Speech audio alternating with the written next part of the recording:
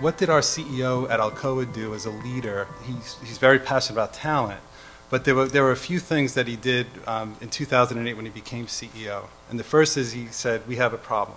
And the problem was about representation. It was terribly low, particularly at senior levels. And he said it's not an HR problem, it's not a Department of Diversity and Inclusion problem, it's a business problem.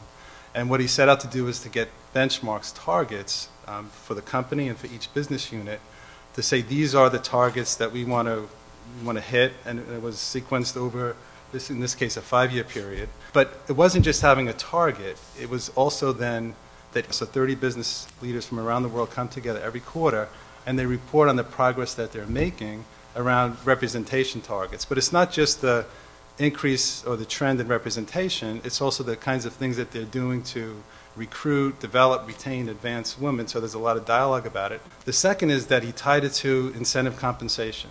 So for executives, 10% of their executive compensation is linked to their progress in diversity and inclusion. And then he brought in HR. He brought in all the programs around recruiting.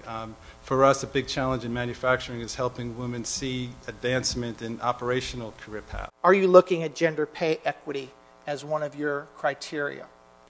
Who's doing this well? Believe it or not, Walmart is doing an amazing job. They are just stealing blatantly female talent from their suppliers, and it's because they want to put women in senior roles. Walmart by 2018, Walmart will have 2 million employees. And so they are becoming a model of what to do from an HR standpoint. Work with the folks that are on your team, build trust-based relationships with them. So how do you do that? So listening, of course, is Chuck's research, and Chuck has said time and time again, every time I see him, it's the importance of listening over fixing, right? Listening over fixing, spending a lot of time listening, practicing elements of humility. Humility is such a huge word that we talk a lot about at PwC. And sometimes, men in particular think that humility means that they need to think less of themselves, but it's not. It's just you need to think about yourself a little less, right? And vulnerability, we talk about vulnerability. Even when we create safe environments for conversations, you need to be vulnerable. You need to be vulnerable with the people that you're speaking with. Dare I say the word tenderness? A lot of men do not like to say that out loud. It's being involved as a personal leader. It's advocating. It's helping them be their sponsor for opportunities, for project work. What leaning in looks like to me is I think men need to call out other men. Target's an amazing company. When you talk to employees at Target, everyone uses the female pronoun.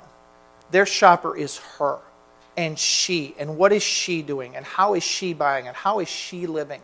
Just do it.